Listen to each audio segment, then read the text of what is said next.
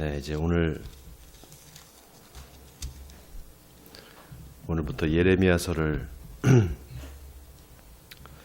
같이 보려고 하는데요. 쭉 제가 읽어가면서 설명하면서 그렇게 해야 될 것 같아요. 먼저 예레미야서가 쓰여진 배경을 잠깐 제가 소개를 해야 될 것 같습니다. 예레미야서는 예레미야가 쓴 예언서입니다. 예레미야라는 선지자가 쓴 예언서죠. 예레미야가 어떤 사람이었는가? 예레미야는 요시야 왕 시대에 하나님께 부름을 받고 이제 예언을 하기 시작해서 유대 나라가 완전히 멸망을 하고 이제 바벨론으로 포로로 잡혀가기 바로 전까지, 그때까지 주로 남유다에서 활동했던 선지자입니다. 우리가 알다시피 그 요시야 왕은 이스라엘의 역사상 가장 위대한 성군이죠. 특별히 요시야를 성경이 소개할 때 하나님 앞에서 언제나 온전한 사람이었고, 그 다음에 하나님의 말씀에 순종하는, 참으로 하나님의 기뻐하시는 그런 왕이었다, 이렇게 소개를 하고 있습니다. 그도 그럴 것이 요시야 왕은 우리가 잘 알다시피 종교개혁을 일으킨 사람이죠. 요시야 왕이 8살 때 왕위에 등극을 합니다. 사실 요시야 왕의 그 어린 시절은 참으로 참 비참했던 그런 어린 시절이 아닐까 싶습니다. 왜냐하면은 그 요시야 왕의 아버지였던 요담이 갑자기 살해를 당하죠. 그래서 사실 너무 어린 나이죠. 8살에 뭘 알겠습니까? 8살에 이제 왕이 됐는데, 너무 어린 나이에 왕이 되다 보니까 이제 그 일종의 섭정 같은 걸 했을 거란 말이죠. 근데 누가 그럼 섭정을 했는가? hil기야라는 아주 위대한 또 제사장이 있습니다. 그 hil기야 제사장이 요시야 왕을 도와서 이렇게 섭정을 합니다. 그러다가 본격적으로 요시야 왕이 이제 좀 종교 개혁을 일으켰던 때가 언제인가 하면은 요시야 왕 12년이죠. 12년. 요시야 왕 12년 내지 13년인데 요시야가 이제 20살을 되던 해입니다. 그 요시야가 21살 되던 해, 그때 이 예레미야가 부름을 받아요. 그래서 예레미야가 거의 동시대에 요시야 왕과 거의 비슷한 나이의 사람이었을 거다, 이렇게 우리가 볼 수 있는데, 오늘 본문 1절을 보면은 베냐민 땅 아나돗의 대사장 중 hil기야의 아들 예레미야의 말이라. hil기야라는 또 제사장이 나오는데, 이 hil기야는 아까 얘기했던 그 요시야 왕을 도와서 섭정을 했던 hil기야는 아니고요. 동명이인입니다.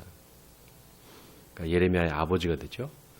그 hil기야의 아들로 이제 태어난 예레미야가 오늘 2절에 보면 아몬의 아들 유다 왕 요시야가 다스린 지 13년에 여호와의 말씀이 예레미야에게 임하였고, 요시야의 아들 유다의 왕 여호야김 시대부터 요시야의 아들 유다의 왕 시드기야의 11년 말까지, 곧 5월에 예루살렘이 사로잡혀 가기까지 임하니라. 그러니까 예레미야가 선지자로 또 예언자로 활동했던 시기가 언제인가를 명시하고 있죠. 요시야가 이제 다스린 지 13년, 그러니까 요시야가 8살 때 왕이 됐다 그랬잖아요. 그럼 13년이면 언제입니까? 21살 때죠. 요시야 왕이 21살 때 비로소 예레미야가 이제 하나님의 예언자로 부름을 받고 이제 활동하기 시작합니다. 그리고 이제 맨 마지막, 유다의 맨 마지막 왕이 시드기야잖아요. 시드기야 왕은 우리가 잘 알다시피 바벨론의 느부갓네살 왕에 의해서 두 눈이 뽑히는 그런 아주 비참한 삶을 살았던 유다의 마지막 왕이죠. 그 유다가 완전히 멸망하기까지 약 한 50년 정도, 40년, 5년에서 50년 정도의 기간을 예레미야가 활동을 합니다. 그리고 이제 애굽에서 결국 예레미야는 죽게 되는데, 예레미야의 일생이 참으로 고생만 직사하게 하다가, 어찌 보면 하나님의 그 말씀에 사로잡혀서 정말 그 목숨을 걸고 하나님의 말씀을 이제 대언하고 예언했던 그런 선지자입니다. 이 유다의 역사가 참으로 비운의 역사인 것이, 우리가 알다시피 이스라엘의 역사가 솔로몬 왕 이후에 이제 왕조가 둘로 갈라지잖아요. 북이스라엘과 남유다로. 그러다가 각각의 왕조를 형성해서 이제 역사가 진행되다가 제일 먼저 722년에 북이스라엘이 멸망한단 말이죠. 누구에 의해서 멸망하는가 하면은 이제 아수르에 의해서 멸망하게 되잖아요. 아수르에 의해서 멸망한 다음에 그 다음에 이 아수르가 그 남유다까지도 이제 위협을 한단 말이죠. 그래서 남유다가 아수르에게 이제 조공을 바칩니다. 그러니까 아수르의 영향권 하에 있는 거죠. 이제 그러다가 아수르와 이제 대적할 만한, 필적할 만한 그런 상대가 나타나요. 그게 누군가 하면 바로 이제 바벨론이죠. 그러니까 아수르의 그 위대한 왕이 있었어요. 아수르 바니팔이라는 그 위대한 왕이 있었는데, 그 아수르 바니팔이 죽습니다. 그러고 난 다음에 아수르가 굉장히 큰 내전이 일어나요. 이제 그러다 보니까 바벨론이 이제 발흥하기 시작하죠. 그래서 바벨론이 이제 아수르를 잡고 이제 위협하는 그런 세력으로 크게 됩니다. 이제 그러다 보니까 이제 어떻게 됩니까? 이제 그 남유다 입장에서는 그때가 어찌 보면은 굉장히 그 혼란한 시기란 말이죠. 이 아수르한테 제공을 바치고 있었는데 아수르 편에 계속 붙어야 될지, 아니면 바벨론으로 이제 옮겨야 될지, 이거를 이제 고민하지 않을 수 없잖아요. 바로 그 시기에 요시야가 이제 왕이 된 거예요. 그 요시야는 아주 놀라운 게, 그 아수르와 바벨론이 서로 싸우는 그 틈을 타서 북방 정책을 펼칩니다. 그래서 요시야 왕 시대에 아수르에게 빼앗겼던, 그리고 이제 여러 다른 이방 그 민족들한테 빼앗겼던 이제 이스라엘의 영토를 많이 회복을 합니다. 그래서 다윗왕 시절에 그 다윗이 점령했던 그 지역을 거의 다 회복을 해요. 그래서 이 아주, 그리고 또 이제 내부적으로는 그 극심한 그 우상 숭배를 했단 말이죠. 유다가 그 우상 숭배를 다 철폐하고, 그리고 정말 그 하나님만을 섬겨야 된다. 그래서 아주 그 뭐 대단한 종교 개혁 운동을 펼친단 말이죠. 그런데 참 안타깝게도 이 요시야 왕이 죽습니다. 이게 언제 죽는가 하면은, 이 바벨론이 이제 그 결국 아수르를 이제 멸망시킨단 말이죠. 그리고 애굽을 이제 위협하게 돼요. 그러니까 애굽의 그 바로죠. 애굽의 바로 느고라는 그 파라오가 이 그 바벨론과 이제 전쟁을 벌이려고 합니다. 근데 그 시기가 언제인가 하면은 이제 막 요시야 왕이 종교 개혁을 이제 거의 성공적으로 마치고 이제 그 자신들의 영토를 막 이제 확장하던 그때였단 말이죠. 그러다 보니까 이제 친 바벨론 정책을 피지 않고 이 요시야 왕이 애굽 그게 아니라 애굽의 그 느보 왕이 다시 이 이스라엘의 영향권을 행사하지 못하도록 애굽의 그 느고하고 싸웁니다.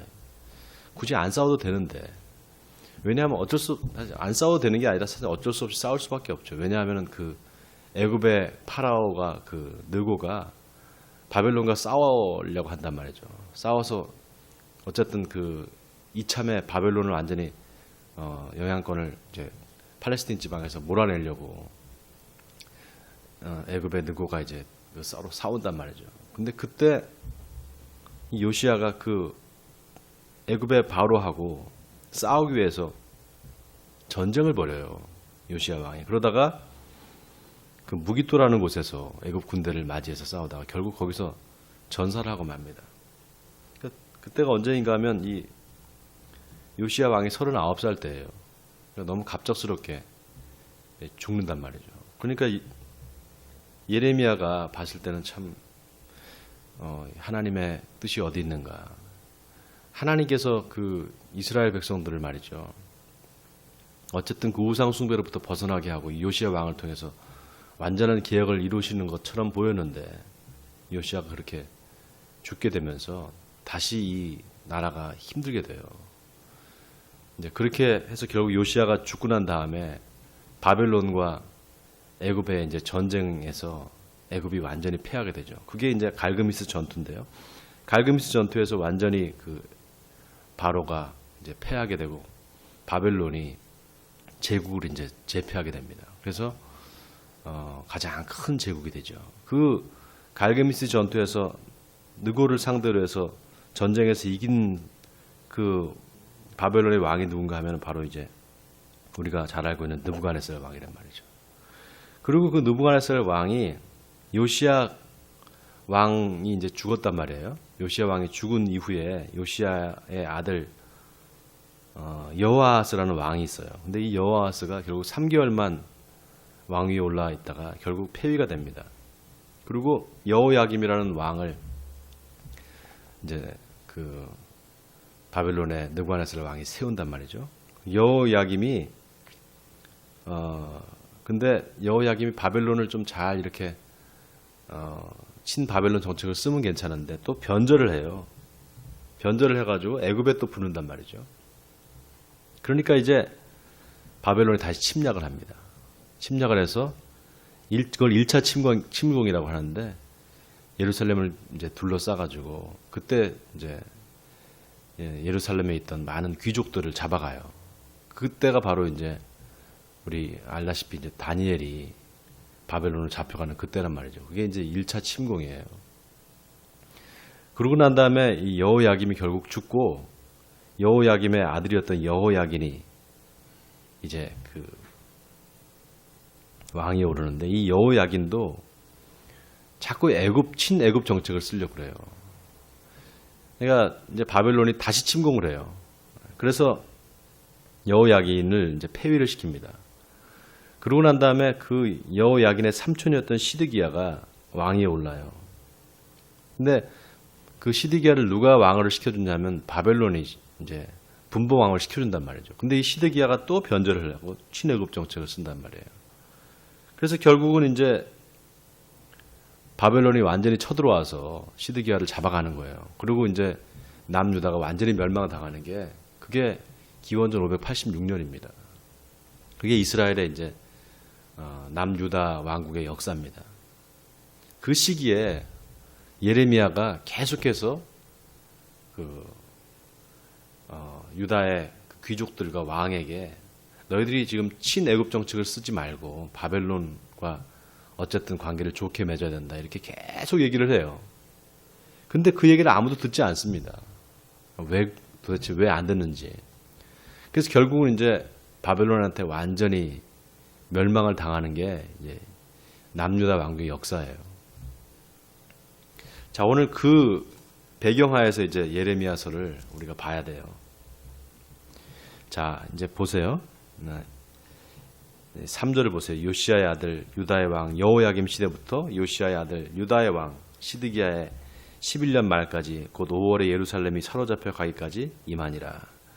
여호와의 말씀이 내게 임하니라 이르시되 내가 너를 모태에 짓기 전에 너를 알았고 내가 배에서 나오기 전에 너를 성별하였고 너를 여러 나라의 선지자로 세웠노라 하시기로 내가 이르되 슬프도소이다.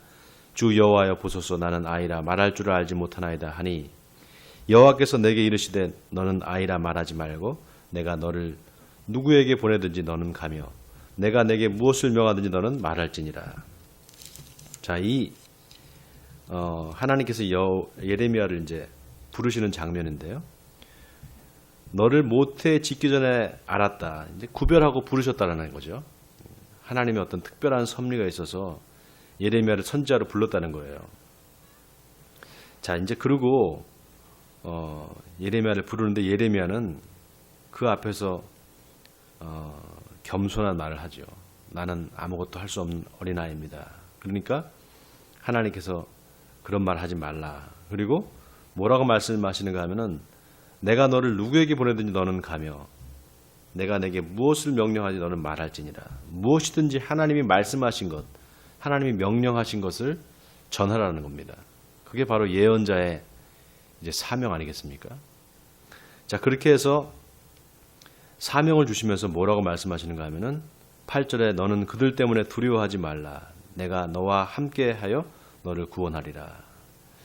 자, 여기 그들이 누굴까? 바로 유다의 이제 귀족들과 그 다음에 이제 하나님의 말씀을 듣지 않는, 하나님의 명령에 따르지 않는 불순종하는 유다 백성들을 얘기하는 거죠. 그들을 향해서 이제 하나님의 말씀을 증거하라는 것입니다. 여호와여 그의 손을 내밀어 내 입에 대시며 여호와께서 내게 이르시되 보라 내가 내 말을 내 입에 두었노라. 보라 내가 오늘 너를 여러 나라와 여러 왕국 위에 세워 네가 그것들을 뽑고 파괴하며 파멸하고 넘어뜨리며 건설하고 심게 하였느니라. 자, 여기 뽑고 파괴하고 파멸하고 넘어뜨리고 건설하고 심는다. 아주 참 기가 막힌 표현이죠. 하나님께서 인생의 그런 어떤 사람들이 만든 그런 영화로운 것들, 나라, 제국 이런 것들을 하나님께서 뽑기도 하시고 파괴하시고 또 세우기도 하신다라는 것입니다. 여기 가만 보면은 이거 누구를 빗대서 하는 얘기인가 하면은 바로 이스라엘 민족들, 이스라엘 왕국이죠. 남왕국, 남유다 왕국을 이야기하는 거고 그 주변에 있는 나라들 또 이제 그 남유다와 서로 대적하는 나라들, 그 나라들까지도 이방 나라들까지도 하나님께서 뽑고 파괴하고 파멸하고 넘어뜨리고 건설하시고 심는다 이렇게 지금 이야기하고 있습니다. 자, 그 다음에 이제 하나님께서 예레미야에게 뭘 보여주세요. 뭘 보여주시는가 하면은 살구나무 가지를 보여주세요. 근데 이게 참 재밌는 게요. 이 살구나무 가지를 보여주시니까 예레미야가 내가 살구나무 가지를 봅니다. 그랬더니 네가 잘 보았도다. 이는 내가 내 말을 지켜 그대로 이루려 함이라. 이 살구나무 가지라는 말이요. 히브리 말로 샤카드라는 단어를 씁니다. 샤카드. 근데 지키다라는 말도 샤카드라는 단어 똑같아요. 그 발음이. 그래서 하나님께서 살구나무를 가지를 왜 보여주시는가? 내가 너를 지켜줄 거야. 이런 뜻입니다.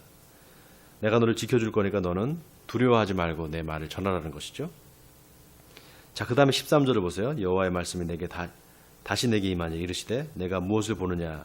대답하되 끓는 가마를 보나이다. 그 윗면이 북에서부터 기울어졌나이다. 하니 여호와께서 내게 이르시되 재앙이 북방에서 일어나 이 땅의 모든 주민들에게 부어지리라. 자, 이제 하나님께서 이제 본격적으로 예레미야를 통해서 이제 그 심판하시는 거죠. 남왕국, 남유다를 심판하시는데 어떻게 심판하시는가? 그 북쪽에서 북방 민족을 들어서 남유다를 치시려고 하는 거예요. 이게 바로 끓는 가마라는 게 북방 민족들을 이야기하는 겁니다. 자, 그 다음에 넘어가 보세요. 무리가 나를 버리고 다른 신들에게 분향하며 자기 손으로 만든 것들에 절하였은즉 내가 나의 심판을 그들에게 선고하여 그들의 모든 죄악을 징계하리라. 하나님께서 그 북방 민족을 들어서 남유다를 치시는 이유가 뭔가? 오늘 16절에 이스라엘 백성들이 하나님을 버리고 다른 신들에게 분향했기 때문에, 한마디로 우상 숭배를 했기 때문에 이제 하나님께서 그들의 죄악을 심판하시기 위해서 북방 민족을 들어서 남유다를 치신다는 거예요. 여러분, 이게 참 중요한 게요. 어떤 나라, 어떤 민족이든지 하나님께서 그 민족과 나라를 심판하실 때는 하나님 편에서 다 뜻이 있는 겁니다. 그런데 오늘 이 유다 민족들을, 그 민족들이 재앙을 당하고 저들이 이제 나라를 빼앗기게 되는 그런 이유가 뭔가? 바로 하나님의 백성들이기 때문에, 이스라엘 백성들이, 그 하나님의 백성들이, 이스라엘 사람들이 하나님을 떠나서 범죄했기 때문에, 우상 숭배했기 때문에 그렇게 하나님께서 징계하신다는 거예요. 우리가 이걸 좀 새겨들어야 될게요. 사실 우리 지금 대한민국의 정세가 심상치가 않잖아요. 우리 대한민국이 지금 참 대외적으로 어렵습니다. 지금 우리나라 국제 정세를 여러분 한번 보세요. 일본하고도 지금 별로 좋지가 않죠. 중국하고도 그렇죠. 이제 미국하고도 그렇죠. 북한하고는 뭐 더 좀 친해지려고 하지만 북한 쪽에서 계속 미사일을 쏘고 있잖아요. 그러니까 이렇게 지금 국제 정세가 어려울 때, 그리고 힘들 때 이 나라의 위정자들이 정치를 잘해야 돼요. 잘못하면은 큰일 납니다. 정말 위기감을 요즘 많이 느껴요.